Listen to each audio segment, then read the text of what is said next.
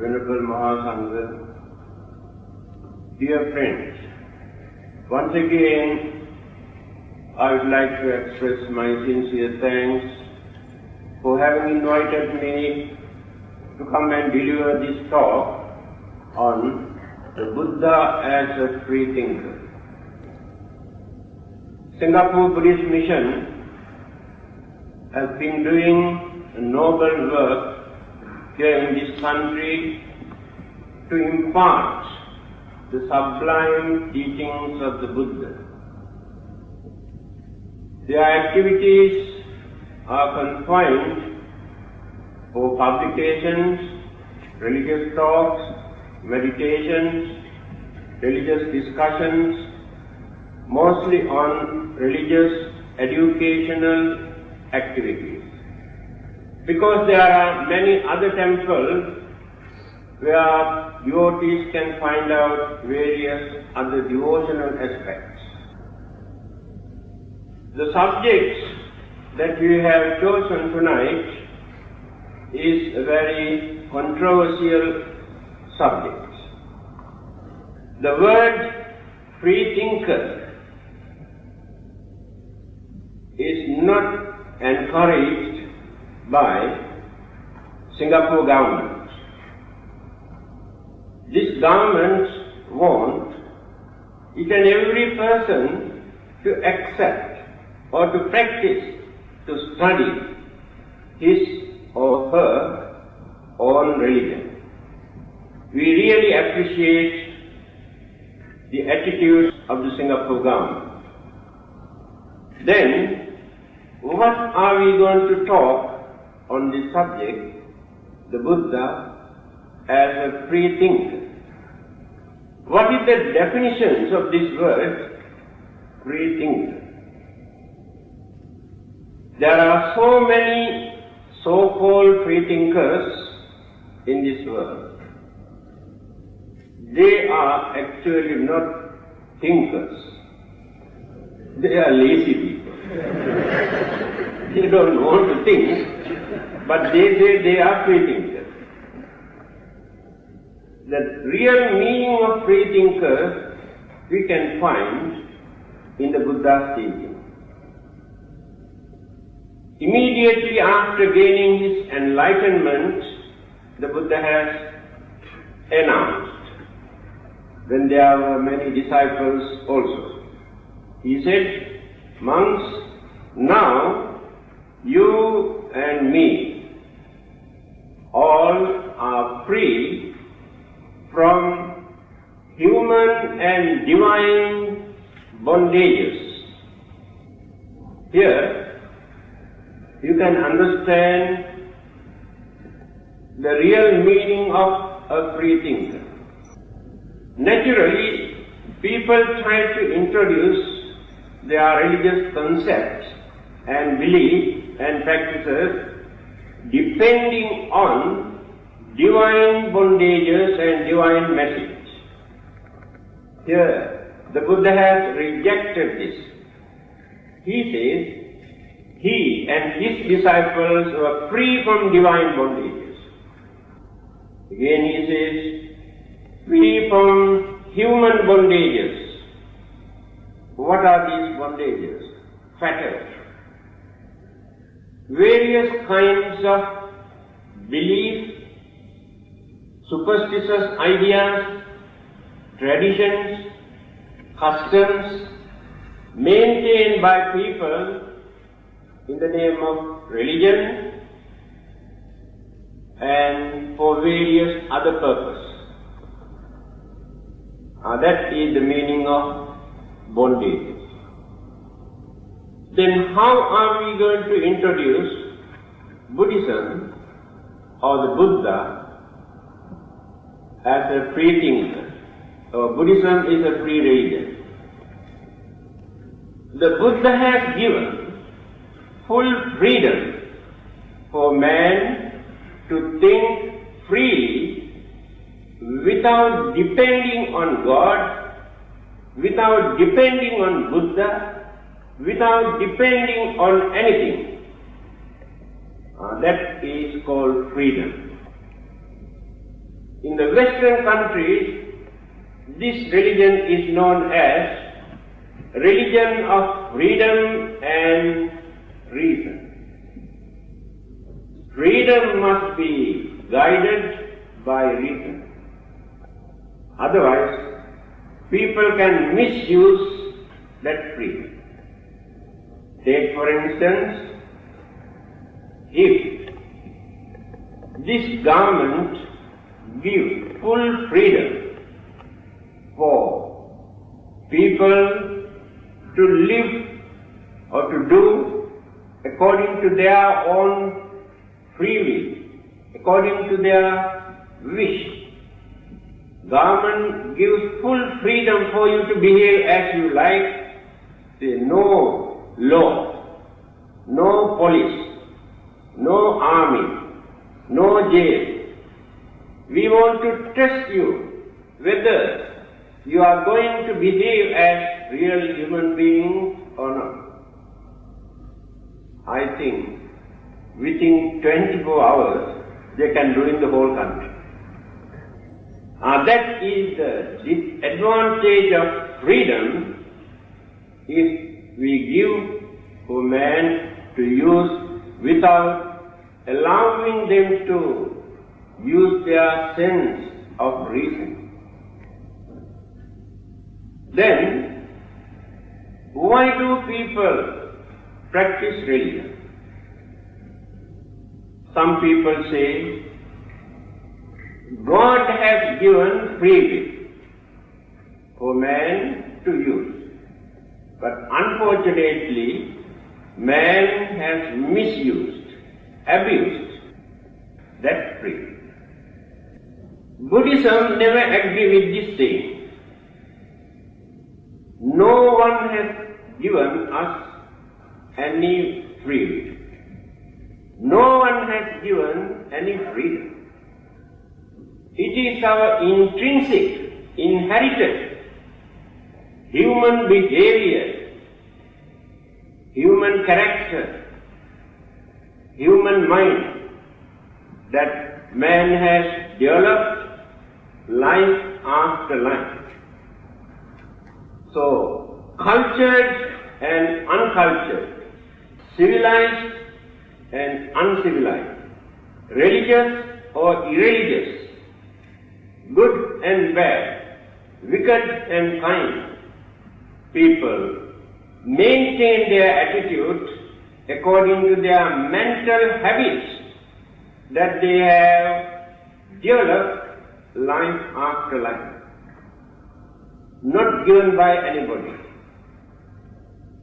Then, religion is important here to guide man's way of thinking and direct by giving proper guidelines for man to use his freedom without depending on anybody. Why? Why can't we depend on anybody? If we are going to stop our evil, bad, wicked, cruel, dangerous things, thinking that there is somebody to punish us, we never give chance for our mind to cultivate understanding, kindness, compassion in our mind. Because of fear of that punishment, by depending on somebody, some people stop. On the other hand, when people want to do some good deeds, some service to others, by depending on somebody, thinking that they can get a big reward, also never develop compassion, sympathy, understanding in their mind. They develop their selfish motive. So both avoid evil deeds, to escape from punishment, it is selfishness. Do good to get a reward from somebody, it is selfishness. Buddhism never supports this concept, this belief. Supposing if heaven and hell both were closed down, you can see whether there is anything for people to practice as religion.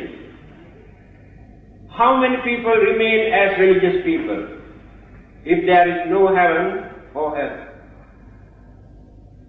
But people can practice Buddhism without depending on heaven and without creating fear, thinking about hell. This is the beauty in the Buddha's teaching. The Buddha wanted to cultivate man's way of thinking by cultivating his ideas according to certain moral code, ethical code, discipline, mental training, character building. But not by creating temptation in the man's mind, illustrating heaven. But not by creating fear in the man's mind, by illustrating hellfire. So that is why people appreciate this religion as a religion of freedom and reason. Then, the method introduced by the Buddha for us to learn, to think, to investigate, and to understand. There is nothing for us to accept at once through our belief. The Buddha says, don't accept anything through your emotional faith, because it is difficult for you to understand the truth, facts, or reality, because that faith can become a blind faith. Later, they can behave as religious fanatics. They have not developed analytical knowledge in their mind to understand why we should practice certain things and why we should keep away from certain things. Take for instance, a small child who cannot understand things properly. Father or mother threaten him when he is very mischievous to beat him, not to violate or not to make mistakes. Because of that fear, the child may stop evil deeds or bad deeds or mistakes. But he never realized why it is wrong, where the mistake is. That is the danger of fear of punishment. Again, when they ask that child to do something, he refuses. Then the father or mother say, if you do this, we will give you ice cream or chocolate. That is reward. Then he will do that, but no understanding. So we should not introduce a religion in that way. No understanding. When I used to visit Pudu jail in Kerala as a visiting justice to go and talk to those inmates in the prison. So they have told me, many of those youngsters, we had to join with bad hats, gangsters, robbery, and various other crimes and offences. So today we are here in the jail. Then I asked, what are you going to do when you are released from this jail? They say, we have no other choice, we have to carry on the same thing. it clearly shows punishment is not the remedy to correct, to educate man's mind. So if we try to introduce religion through punishment and reward, never cultivate understanding in the man's mind. That is why you cannot find any religious punishment in Buddhism. It is not the duty of a religion. Religion must guide, educate, enlighten, point out. Punishment is the duty of a government. So, religion should not undertake the duties of a government to punish people in the name of a religion. They develop fear but no understanding. Here you can understand the nature of the Buddha's doctrine, teaching or religion. Why we introduce him as a free thinker.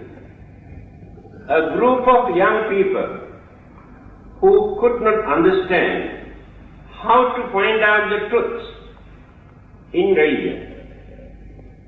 At that time, there were more than 62 religious groups in India. So they approached the Buddha and reported to him what their problem. They say they do not know how to choose a proper religion.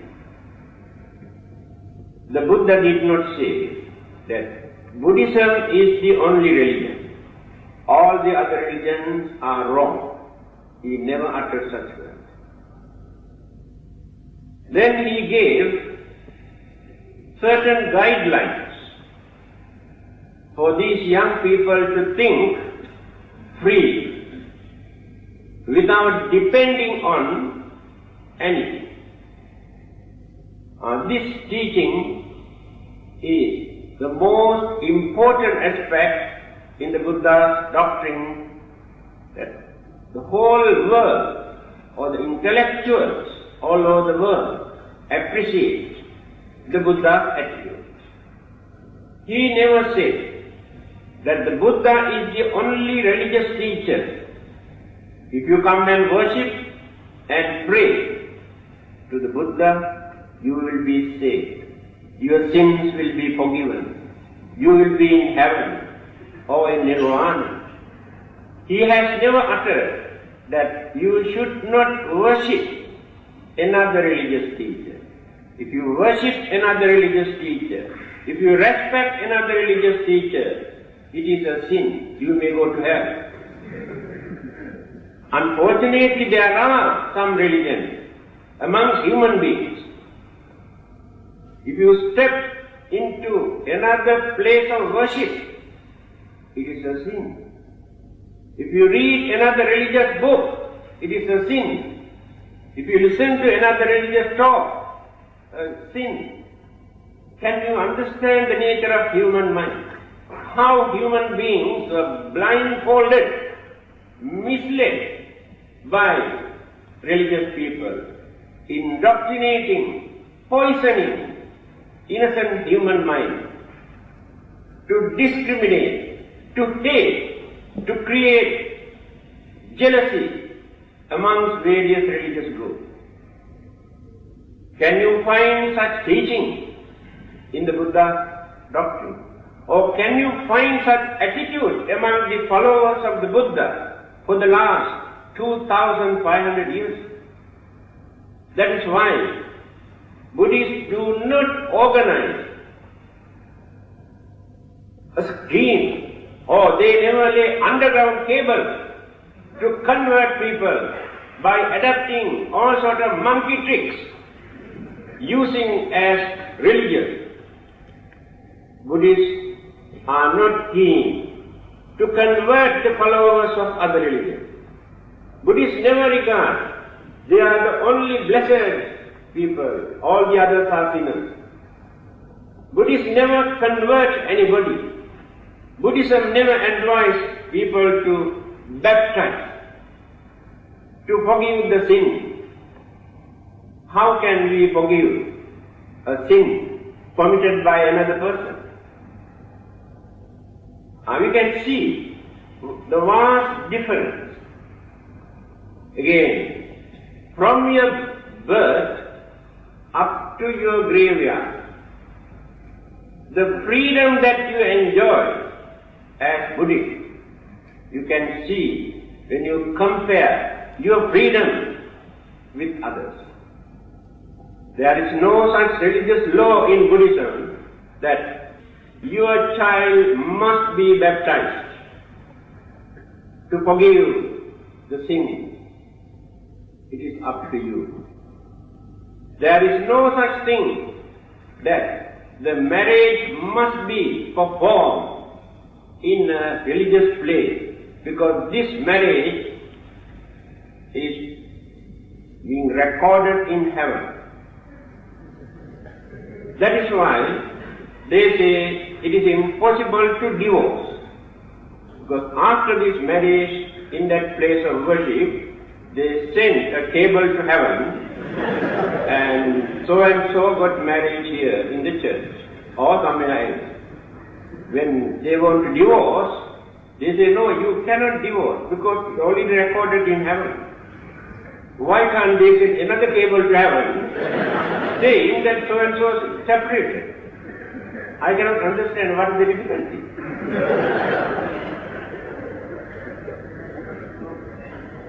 Well, religion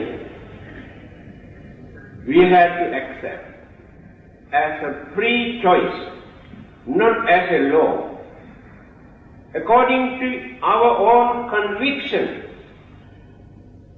we must accept a religion, and for that religion, the label is immaterial. Today, the whole world is fighting to introduce religious labels, but nobody to introduce religion. They are fighting, killing each other, harboring jealousy, hatred, to introduce religious labels.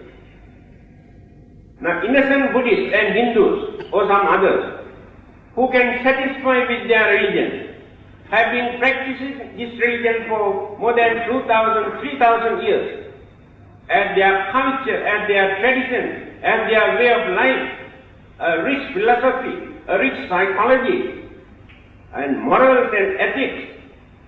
But some others come and tell you, you must accept this religion, otherwise you go to hell. Can you imagine? They want to give another religious label. That's all. That label is enough for you to go to heaven. Take in my case. I have dedicated my life for more than 60 years to lead a religious life, to avoid evil deeds as much as possible by knowing that they are wrong. Try to do good as much as possible. Try to do some service to others without hurting, disturbing, bluffing, swindling, hurting them. But even then, I have no chance to go to heaven. A culprit who has violated and endangered innocent people by committing all sorts of evil, before his death, people come and say, if you embrace this religion, the God forgive all your sins that you have committed and straight away you will be in heaven. So that culprit had the chance to go to heaven after violating all the evil, innocent people, peace and happiness. The man who has done service to others, trying to cultivate way of life by observing all the good qualities and virtues, have no chance to go to heaven. Is that the way of religion? How are we going to justify religion? So, our way of practicing religion is not to have a separate religious label. We believe whether people have different religious labels. They are Christians or Hindus or Muslims or even so-called freethinkers. If they are good people, cultured people, if they do not harm others, and if they behave as gentlemen, they are religious people to us. The main purpose of religion is not only for worshipping or praying. The main purpose of religion is to cultivate man's way of life, moral conduct, to train, to discipline man's way of thinking, to maintain peace, happiness, calmness, tranquility in the mind.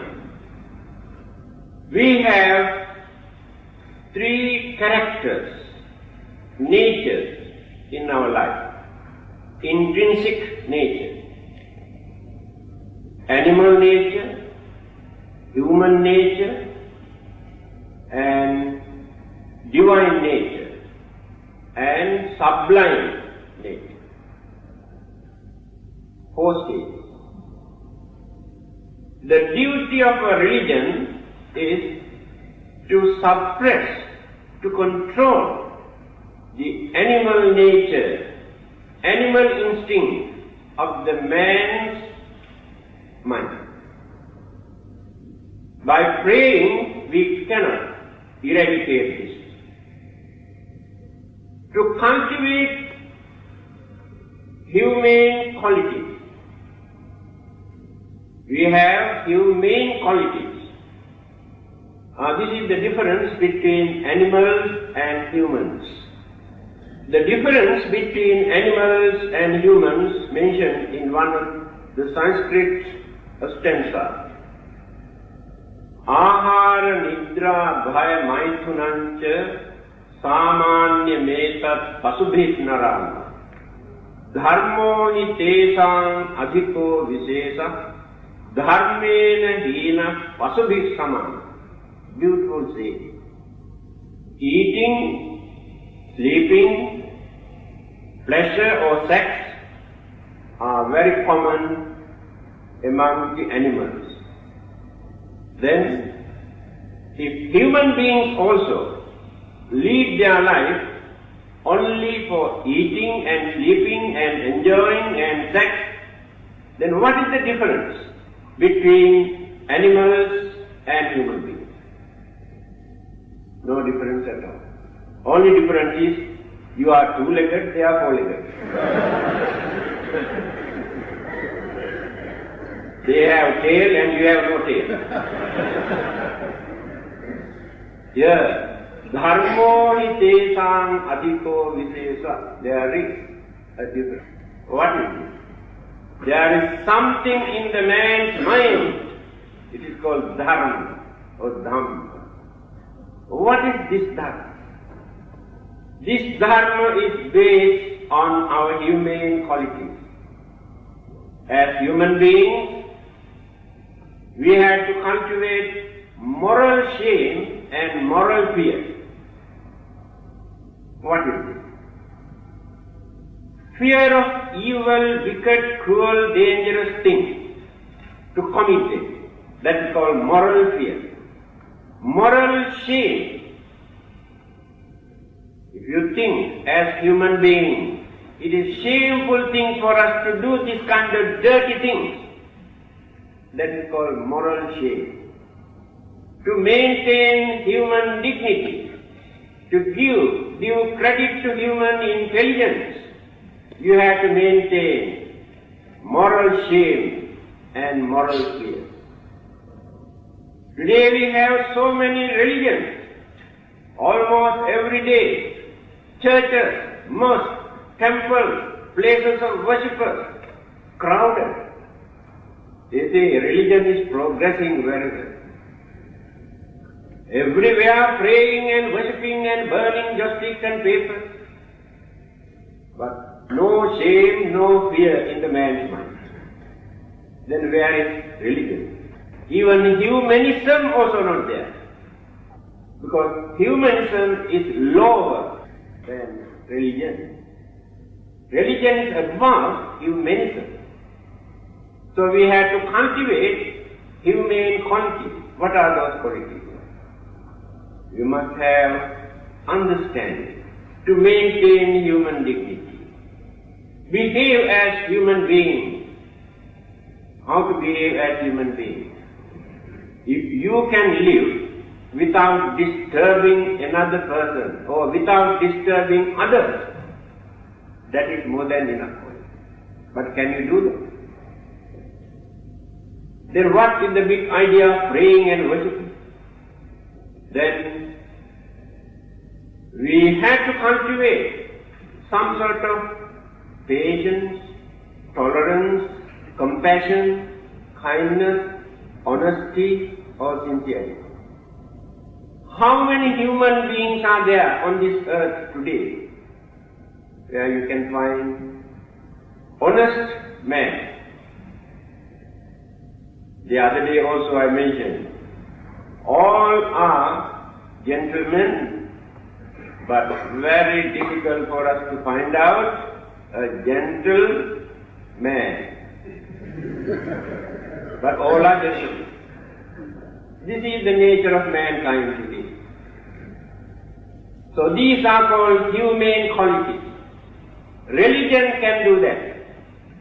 Your science, your technology, your nuclear science cannot train man's mental attitude. Well-known scientist Albert Einstein has said, nuclear energy could manage to change the whole world, but nuclear energy cannot change the man's mind. Then who can change? You can worship to God asking Him to change your mind. I don't think it works. You can offer all sorts of things to your devils and your ghosts. I don't think they can change anything in your life. Then the Buddha has said, if there is anybody in this world who can change your mind, you are the only one. Buddha also cannot change your mind. He can give you ideas how to do that. This doctrine, this method is to tell you how to train that mind. Because these mental habits, our attitudes, we have cultivated life after life for a long period. That is why it is difficult for us to train, discipline, tame our mind. Without religion, we cannot train. Therefore, religion is important, but not religious living. Whether it is Buddhism or Christianity or Islam or Hinduism makes no difference to us. If they can cultivate these good qualities, if there is heaven, all of them can enjoy same heavenly bliss, because heaven is not reserved or monopolized by one particular religious group, common to everybody. If there is, then not completed. A spiritual development or divine nature. What is divine nature? Divine nature is not above. We should not wait until this divinity, the divine qualities, come down from heaven. We have to cultivate. By eradicating animal nature, developing human nature, we gain divine nature. Not by worshipping or praying. It's a gradual development. What is this divine nature? Where we behave as noble, reliable, or trustworthy human beings without any suspicion. But today, can you trust another human being? Husband and wife also cannot trust each other. This is the nature of human mind. We can trust animals. We can trust ghosts and devils. Invisible ghosts and devils we can trust, but not these visible devils and ghosts. Invisible ones are not that dangerous, but these visible ghosts and devils are more dangerous than those invisible ones. Scared of them. So, almost every day we are shivering with fear, suspicion, tension because of human beings, not because of devils or ghosts. Here you can understand why religion is important to cultivate this mind. Then what is the sublime, higher than that divine quality? Metta, Karuna, Mudita, Upekha, 4 qualities must be there to achieve that end. Cultivate your goodwill and friendship without any discrimination. Buddhism teaches metta, goodwill, friendship. Christianity preaches love. Islam preaches brotherhood. Hinduism preaches oneness without any difference. They do their practice. They can say yes. They do practice. How? They extend this only towards their own community. Brotherhood among the followers of that religion. To others, no such brotherhood. Kindness and compassion towards their own religious group, but not to others. They hate others. That is not the way how Buddha has introduced it. He says, Bhutava Sambhavesiva, those who are born or unborn. Dittava Eva Additta, visible or invisible, living being. Extend this goodwill, kindness, compassion, loving kindness. This is the Buddhist attitude. No frontier, no limit. So, we use all these things as names just to glorify about our religion, just to convert people by illustrating beautiful stories. Anyway, let me complete.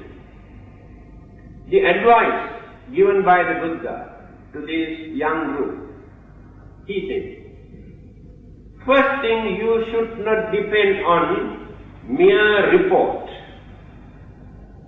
People can report, they can record according to their way of thinking.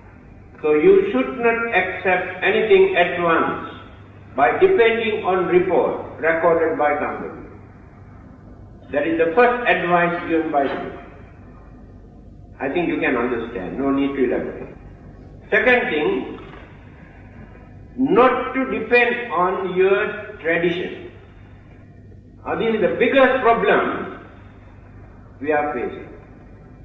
We have so many traditions, customs, introduced by our forefathers, if not by primitive people, according to their way of thinking at that time. They had their own imaginations. Science and technology and worldly knowledge about life and the world and the universe was very, very poor at that time. Because of the fear that they have created in their mind, they started various kind of rites and rituals and ceremonies, later become tradition. These traditions later we converted into culture. So today we accept them as our culture. We think we are bound to accept and practice these things. The Buddha's advice is not to depend on your own tradition to justify that you can find truth in your tradition. At the same time, he also did not advise you to throw away all your tradition. He respects culture, he respects tradition, but try to find out whether there is any significance, any meaning, whether good for you as well as for others. If useful, meaningful, accept. If not, give up. Third one, hearsay. People come and tell you all sorts of cock and bull stories about miracles, supernatural powers of their masters, gurus, teachers, religion, God and goddesses, angels. They spread, they exaggerate, they beautify, decorate all sorts of stories and come and tell you to influence you, to tempt you. The Buddha's advice is don't accept what they say. You can listen. You must understand. You are not fools. First you must understand this. You have human mind, but you never give chance for that human mind to think unbiasedly. Always depend on something or somebody. That means you become biased. Then listen to others. Accept what they say. Later you will come to know what you have accepted is wrong. So without investigating, without using your common sense, don't accept anything. Next one, don't depend on your holy book or authorities. People always say, our holy book says like this. This is a divine message recorded by religious authorities. You have to accept it. Buddha's advice is not to accept, although it is recorded in your holy book. Even in the Buddhist book. Can you find out a religious teacher in this world who can utter such words? See how much credit that he has given, how much freedom that he has given for man to think, to reason now. People say this is a divine message. Given to whom? Given to somebody, only to one man. Why only this message was given to one man? Why only one particular country? If it is a divine message, it must be given to whole mankind. Therefore, they say this is a secret message given by God. Yes, we believe that there must be some secret. Otherwise they never say. There is no reason why God is scared of man. Come and announce. There is no controversy we accept. That's why the Buddha says people can record anything in their book. Later come and introduce, this is a divine message, this is a holy book. You have no argument. Your duty to accept. Buddha says don't accept. Think whether it is right or wrong. Then the authorities, religious authorities use their full power to control human beings as cattle, as animals. They have their ready-made religious concept. So they hand over their concept to you. So your duty is to accept these ready-made religious concepts. You cannot doubt. You cannot ask questions. So you have to accept. So you have no chance to use your free will or your common sense, your reasoning, your human mind. The Buddha did not introduce this kind of religion. Then, do not accept anything through mere reasoning. This is a very big problem. Every time when we talk, we advise you not to accept anything without reasoning. Here the Buddha says, don't depend on mere reasoning. Why? Our reasoning is very limited. Even small children also can reason out. According to their way of thinking, they can reason out. We can reason out certain things. We think our reason is correct. There are well-known great philosophers, thinkers, scientists, psychologists in this world.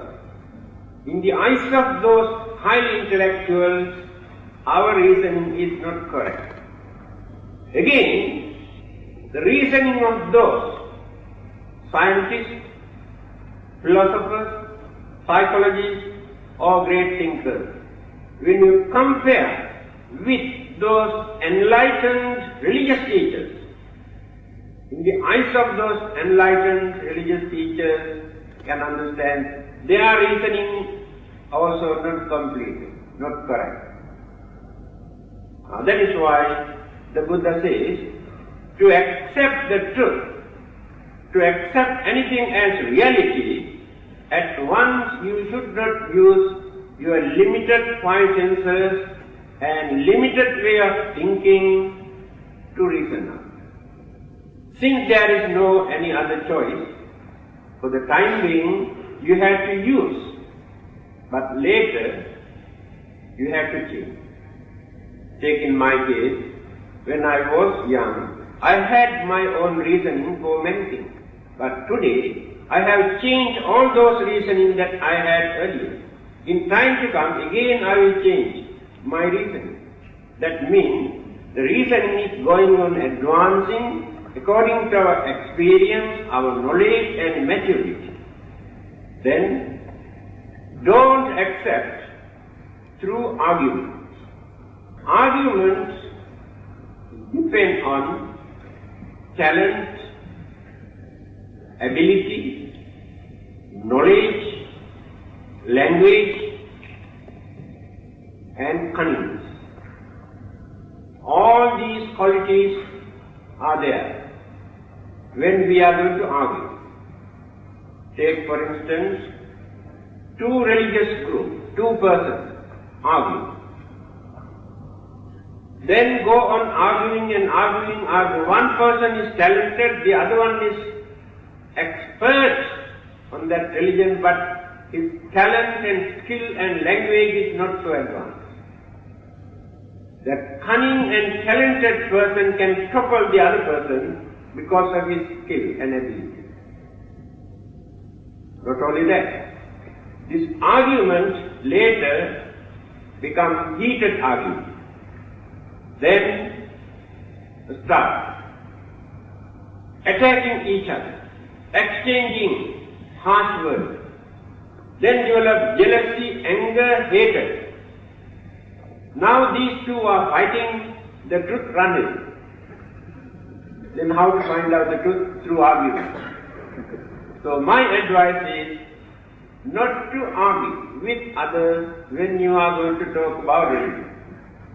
You can talk nicely. If the other person is not ready to accept, then you can say, we have no disagreement.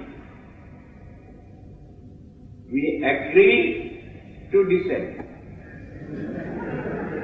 Then no problem. No fight, no argument.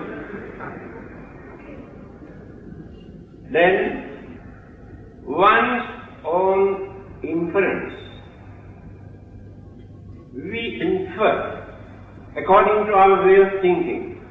There are various metaphysical, speculative beliefs, concepts, ideas about the universe, the world, heaven, hell, ghost, a spirit, God, soul, rebirth. But all these things we infer, we measure according to our way of thinking. After that we try to justify, then argue. A Buddhist and a Christian. They were talking about rebirth. A Christian friend asked the Buddhist, actually, can you tell me what will happen to you after your death? Then that man said, well, if anything happened to you after your death, I believe same thing happened to me also. No extraordinary happening. That means it does not depend on this inference. Because if anything happens after our death, it is natural. According to our respective religion, we cannot change it. Many people cannot understand. We think when we believe something, according to our belief we can change. Take for instance, you can say as Buddhist, you believe in rebirth. Rebirth is natural. Assume by nature there is no such thing as rebirth. But can you create that rebirth just because you believe? Impossible. On the other hand, some others say, we don't believe in rebirth. If rebirth is natural, can they stop this rebirth just because they don't believe it? It doesn't work. Our people cannot understand. Our birth, our sicknesses, our old age, death, worries and troubles and problems and calamities, all are natural, common, irrespective of religious label. So there is no ground to show any superiority. One religion is superior to the other.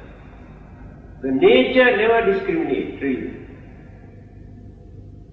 So if anything happens after our death, that happening also natural, not according to religious labels or religious belief. Human mind, the way how we use our human mind, universally accepted good and bad, morals and ethics, bad karma and good karma, not belong to any religion. These natural laws are functioning. So without religion they exist. That is what the Buddha says. The Dharma remains forever, whether Buddhas appear or not. The Buddhas cannot create Dharma. Buddhas cannot destroy Dharma. God cannot create or destroy Dharma. All these are universal laws. That is how world exists. So those who cannot understand this Dharma interpret as God for good things and interpret as devil for bad. The Dharma is function. Here the Buddha says, don't create such inference in your mind. Certain things you cannot understand unless and until you develop your mind by eradicating illusions, delusions, hallucinations, ignorance, hatred, craving, selfishness from your mind. All these things like dark clouds moving around your mind. That is why you cannot understand things properly. Then, which appears to be true? When you look at, when you listen, when you read, when you think, you believe that it is true. But we have not used any other faculty. When you look at, when you listen, when you read, when you think, you believe that it is true. But we have not used any other faculties, any other reasoning, or measuring, comparing, investigating, to find out whether it is true or not. Most of those miracles, supernatural powers, occultism, mysticism, magic are based on this. You think it is true, accept. Later, you come to know that it is not true. When your mind develops according to your experience. So the Buddha said, don't accept at once, thinking in that way. Again he says, speculative opinions. People spread all sorts of rumors, their opinions, their ideas. Take simple examples. What happened to that hotel? Suddenly collapsed the whole thing. Now we create speculation because we do not know the cause. Thousands of people create thousands of opinions. It must be this, or it must be that, or this, or that. If not, that's what we call, which appeared in the sky recently. That one is responsible for all these things. But nobody knows what is the cause. After some time, we may find out the reason or the cause. So in the case, the Buddha said, don't accept at once, thinking, oh, that may be the cause. Unless you realize what it is. Then, another's seeming ability. Usually people say, the majority here in this world follow this religion, follow this teacher, follow this God, follow this method. Therefore we also must follow. But you cannot understand. Majority here actually in this world are not intelligent. Very, very few people are intelligent. So people follow so many methods and traditions and customs and beliefs and superstitious ideas for their personal benefit, because of their fear, for their protection, for their prosperity, thinking that they can gain this, gain that. But later, they will come to know there is nothing. So the Buddha did not advise people to follow a religion just because the majority here in this world follow this religion, or this tradition, or this custom, or this way of life. Then, by thinking, the founder of this religion is a great man. Therefore, we must accept this religion. And this is the most significant, remarkable statement made by the Buddha. So when you come to Buddhism,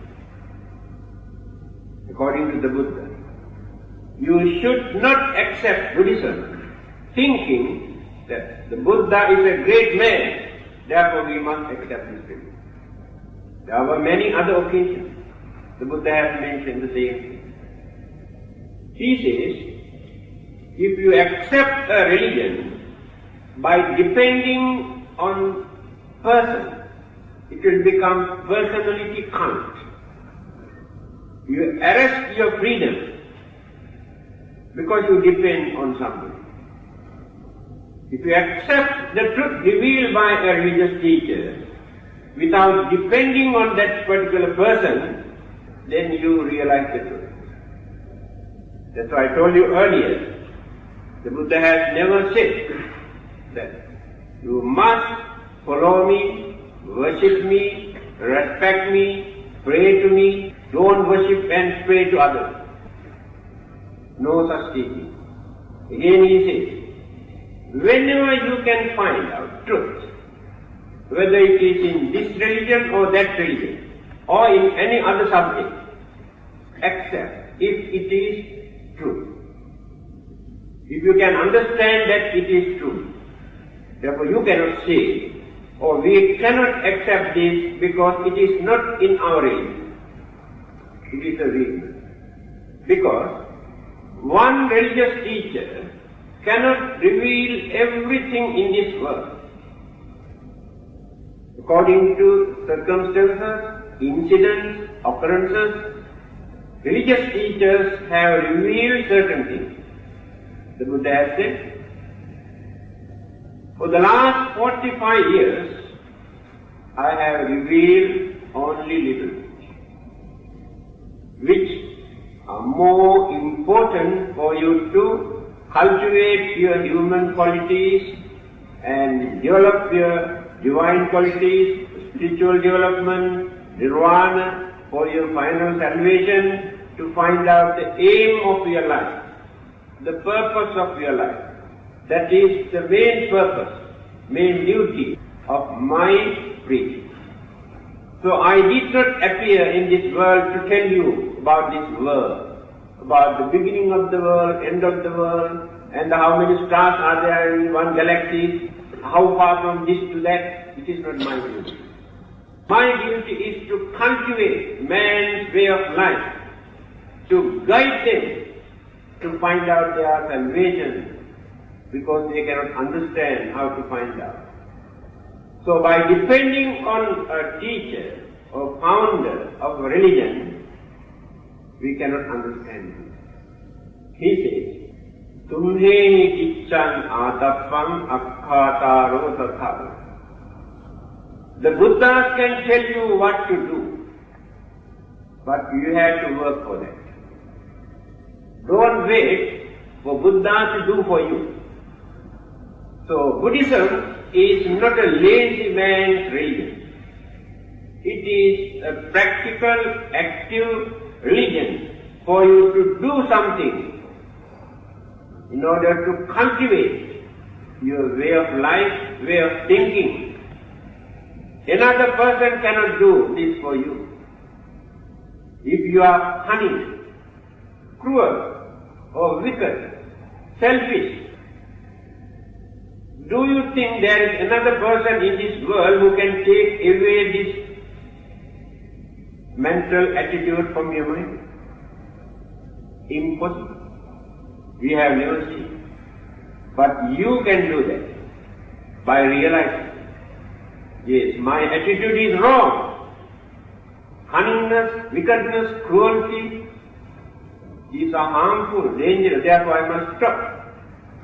So you are the only one who can do that. But the Buddha has given all the necessary methods how to do that. The Buddha cannot take away your cruelty, your selfishness from your mind. So we also don't believe that God can take away our cunningness, selfishness from our mind. We have to do that. Here you can understand why we introduce the Buddha as a free thinker. I hope these few words are enough for you to think. Thank you very much for your indulgence. Now it's time for questions. And questions definitely would not be your passport to heaven or Nibbana, but it should be a tool used to further understand something of what the Venerable has just said, or if you have any doubts on Buddhism, please feel free to ask questions. We have standing mics all over the place. Looks like Venerable Sir, they have a very good sense of understanding. They either understood everything that you said, or they feel that they have to agree with what you have just said. Today they have become free thinkers. Because you must give them time to think. Then next time they will ask questions. Excuse me, Venerable Sir. Yes. How do you assume that karma, how do you assume that rebirth is a natural? Yes. Yes, you want to know further clarification about rebirth. Just now I told you, there is nobody in this world who can create rebirth. Buddha also cannot create. God also cannot create. And our belief also cannot create rebirth. Whether we believe or not, whether we have a religion or not, each and every human being, the other living beings also, according to their way of thinking, according to their way of talking, according to their way of doing things. Going on accumulating mental habits. These mental habits we introduce as good karma and bad karma. These are words. It is mental habits. So when we are going to die, no external forces to influence us. We have 4 mental faculties: Vedana, Sanya, Sankhara, Vijnana. Our feeling or sensation, our perception, that means our identification, recognition, different mental faculties. Sankhara, mental habits that we have developed life after life, good and bad. That is why we can see even small children from their childhood, some are cunning, some are honest, some are cruel, some are kind, some are intelligent, others are stupid. Now, who have given this mental attitude to us? Do you think parents have given? God has given? That is their own mental habits that they have developed.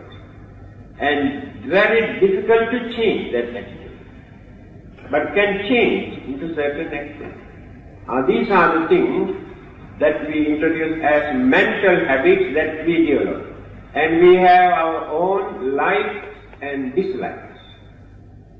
For nothing, we don't like certain things, certain food, dress, color, culture, language.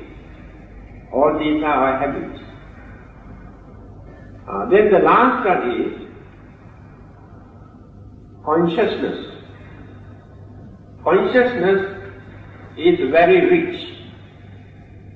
The materials, the objects that we grasp through our senses, mental objects, and all the other 3 mental faculties just now I mentioned, all join together and become very dynamic, energetic mental force. So when this consciousness transmitted from our body or mind, the elements in our body slowly disintegrate, dissolve, because the mental energy is no more. But this transmitted consciousness, in that consciousness you can find the craving that we have developed throughout our life, selfishness we have developed, attachments that we have developed, and all the mental habits as good and bad, karma. See how rich. So, mental energy proceeds more powerful than atomic energy. Karmic energy guides. Craving and attachment drag, cling.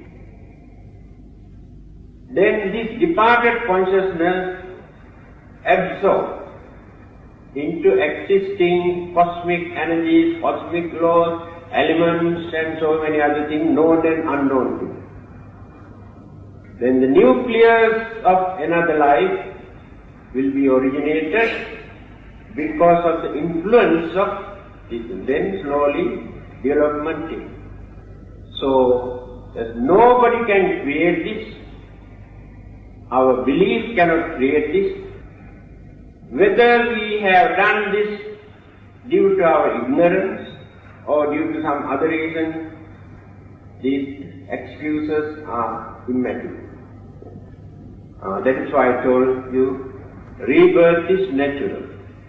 No one can stop it. But by knowing this situation, why should we allow this life to remain forever like this, suffering, birth, decay, sicknesses, trouble, the death, rebirth. Again start going round and round, again round and no end to it.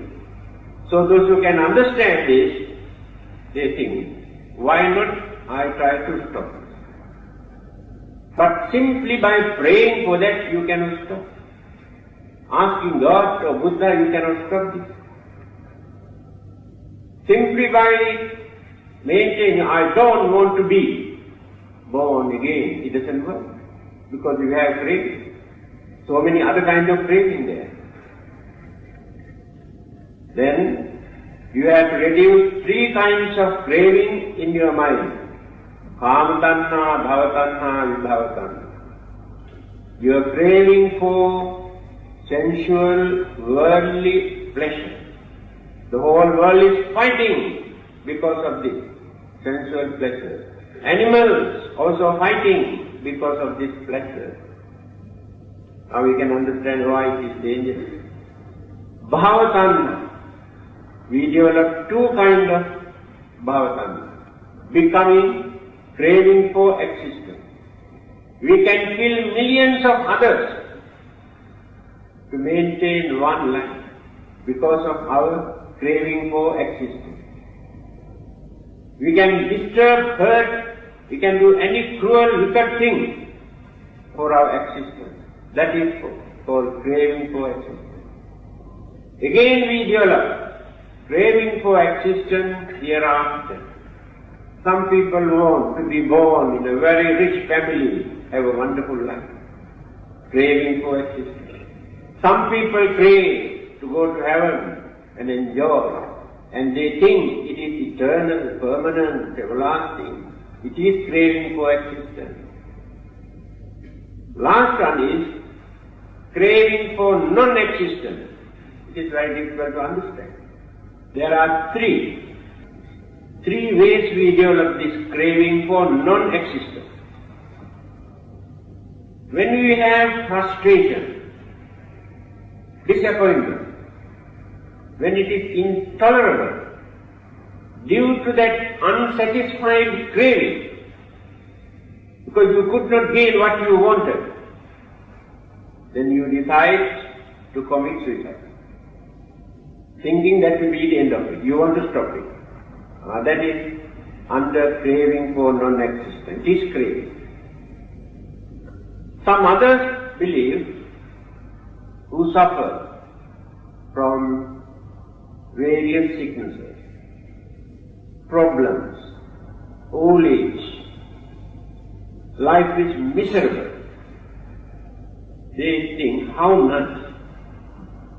If I can stop this life, not to have another birth, then believe. It is a craving for non-existence. That belief doesn't work. Disappointment and various other frustrations created that idea in the mind not to become again. It is only a belief, it doesn't work. The other one is a skeptics or so-called free-thinkers very strongly believe this is the only life. There is nothing hereafter. And we like it. That is called annihilation. Nihilistic views. It is also craving. These 3 kinds of craving always support existence again and again. The very day when we could manage to withdraw these 3 kinds of craving, then naturally rebirth stops. Then we introduce this as the aim of life. Why? After that, no more rebirth, no more old age, no more struggle, no more fighting, no more quarrelling, no more worrying, no more death. Free from all these problems. Taken 15 minutes to answer your question. Honorable sir, may I ask 2 questions? Two? No, only one. First one is, he said heaven, hell cannot exist. In fact, heaven and hell cannot exist. What is that? It's a reward and punishment. But in Buddhism, yes, also there is heaven and hell. How would you explain that? In Buddhism there is no heaven or hell, only truth. In Buddhism you can find only truth, but no heaven, no hell.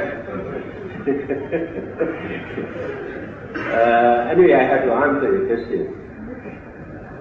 Buddhism never denies the suffering and enjoyment. Here and hereafter. And Buddhism never says, this is the only life, this is the only world. So, after accumulating lot of merits, good deeds, when rebirth takes place in a very favorable, nice condition, situation, where they can experience happy, contented, worldly life, to Buddhists, that is heaven. Again, due to their certain bad deeds, karmas, if rebirth takes place, if not while they are living here, within this lifetime, if they experience most miserable, unfortunate, suffering, worry, disturbances, that is hell from the Buddhist point of view. Therefore, heaven and hell were not located in any particular area in this universe. Heaven and hell were not created by God or Buddha or devil. Heaven and hell exist all over the universe, where people experience pleasure and pain. I think this is very reasonable. Venerable Sir, earlier on you said something about humanism and that religion is above humanism. But I could remember clearly, some years ago I read humanism, and it's wonderful because it teaches you to be kind and humane without expecting anything, without expecting to go to heaven or to attain Nibbana. So if one were a free thinker, I would have thought humanism would be a very good philosophy to adopt because you don't expect anything. Your question is a very good one. Although we can talk, but not easy to practice what she says. So the human mind is such. Man is not ready to do any good thing if there is no reward. He is not ready to stop his bad deeds if there is no punishment, because of his selfishness. So as long as selfishness remains in the man's mind, this situation remains. That is why every religion talks about heaven and hell. Otherwise, no one can control the mankind. But very few understanding people maintain that attitude.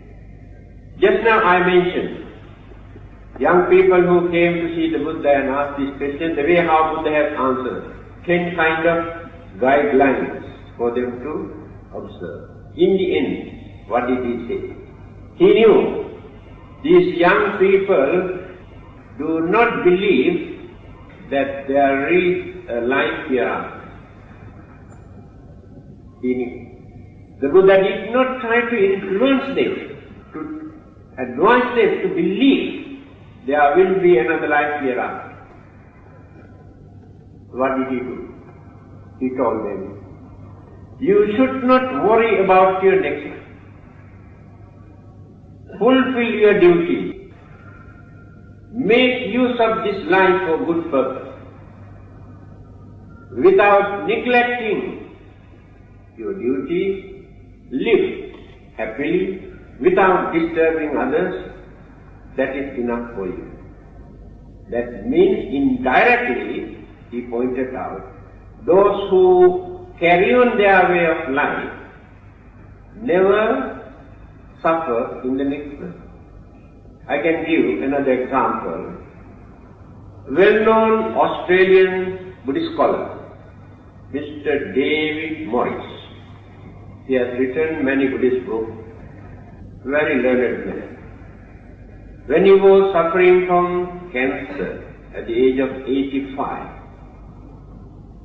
he has written a letter. I also got one copy from him.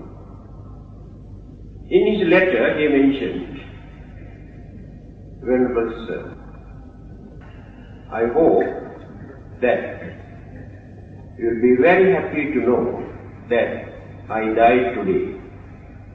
Then he has given two reasons.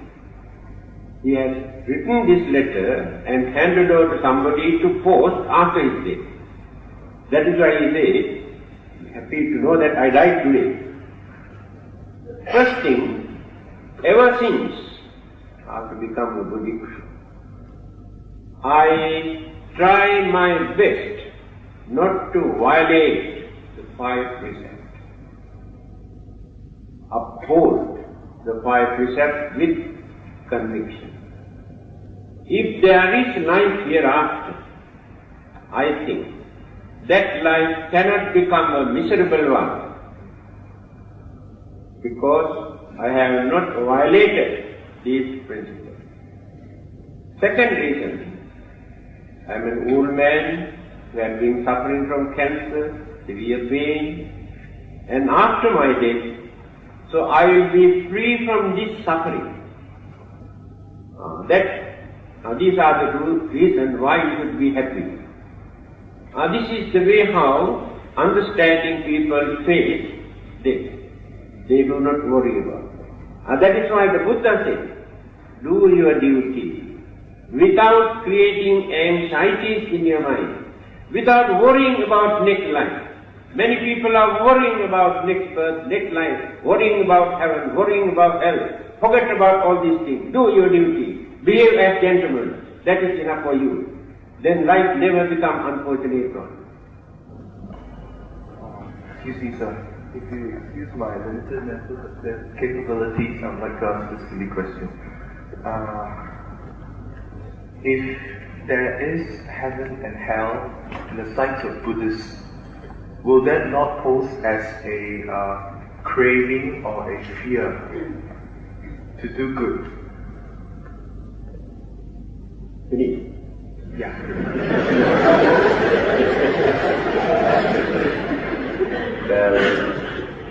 The advice given by the Buddha to those young people is the answer. Because the Buddha has advised them not to worry, not to think about the next life or heaven or hell. Do their work, do their duty without neglecting.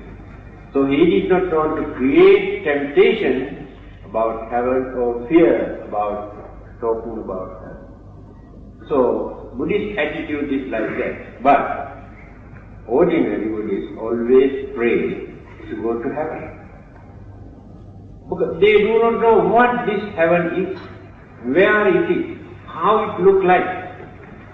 Because religious people have illustrated this so nicely. So they are crazy. And I have told you some time ago, a well-known American writer, Ingersoll, critic, in his book, he says, instead of going to heaven, I prefer to go to hell. Why? All the intellectuals in this world who appear are in hell today, including the Buddha.